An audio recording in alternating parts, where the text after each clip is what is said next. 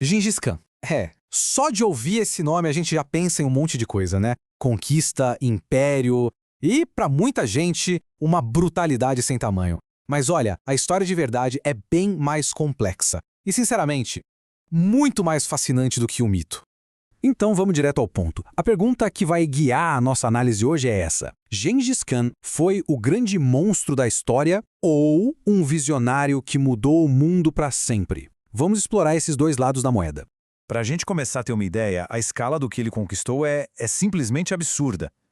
Nenhum outro ser humano na história conseguiu unificar uma área tão gigantesca. Só isso já mostra que ele era um líder com uma capacidade fora do normal, muito além de um simples chefe de guerra. Ok, vamos começar com a imagem que todo mundo conhece, a do conquistador bárbaro, implacável. É a primeira coisa que vem à mente. Mas vamos cavar um pouco mais fundo e ver o que tem por trás disso aí. A fama dele foi construída em cima disso aqui, né? Uma força militar que parecia que ninguém conseguia parar. Campanhas que deixavam um rastro de destruição por onde passavam e, claro, o uso do medo, do terror, como uma ferramenta política mesmo. E não dá para negar, as conquistas dele tiveram um custo humano altíssimo. Mas para a gente entender o conquistador, a gente tem que conhecer o homem antes dele virar um mito. A história dele não começa lá no topo, não. Pelo contrário, começa bem lá embaixo, como um pária, um excluído, que precisava lutar todo dia só para sobreviver. Ele nasceu como Temujin, e a juventude dele foi, assim, uma confusão só.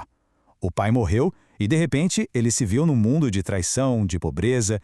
Foi essa luta constante que acabou moldando o cara, forçando ele a criar alianças, a consolidar poder, até que, em 1206, ele é finalmente proclamado soberano universal. E aqui está o pulo do gato.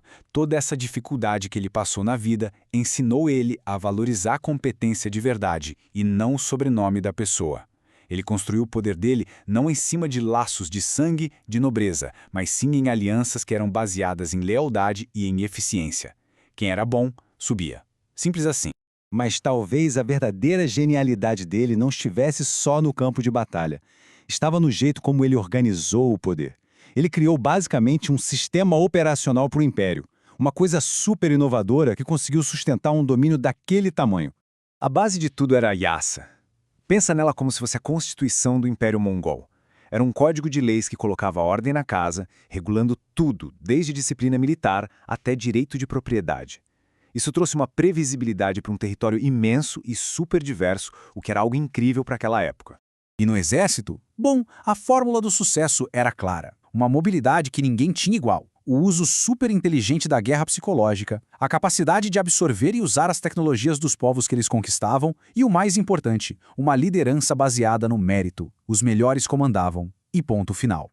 E é exatamente aqui que a história dá uma virada bem maluca, na verdade. A gente vai ver como uma violência gigantesca acabou, por incrível que pareça, gerando uma conexão global que nunca tinha sido vista antes.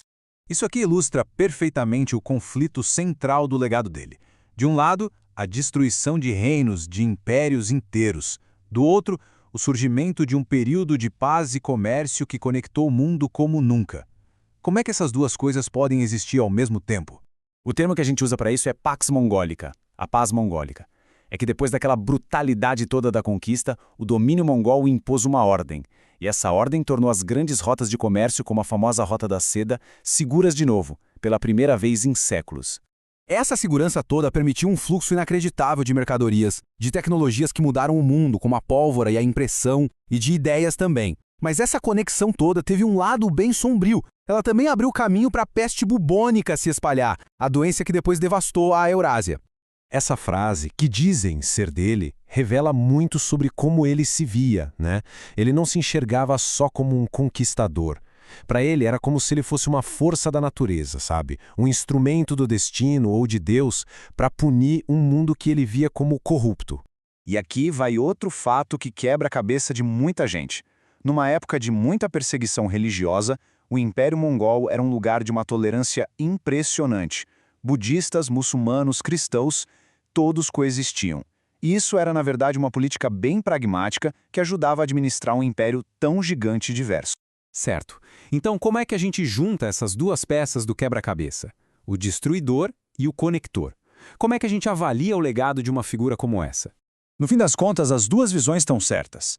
Ele foi, sem dúvida nenhuma, responsável por uma destruição em massa. Mas, ao mesmo tempo, ele foi o arquiteto de uma nova ordem mundial que criou uma conexão que ninguém nunca tinha visto antes. Então, acho que o ponto principal é que o impacto dele foi muito além da conquista. Ele não só derrubou o mundo antigo, ele, querendo ou não, ajudou a construir as bases de um novo mundo, um mundo interconectado. Ele foi um transformador. E isso deixa a gente com uma pergunta bem desconfortável, uma pergunta que ecoa até hoje na história. Será que a violência de se construir um império pode, em algum momento, ser justificada pelo mundo que surge depois? A história de Gengis Khan não dá nenhuma resposta fácil, só mostra a complexidade de um legado que, de um jeito ou de outro, ajudou a moldar o nosso mundo.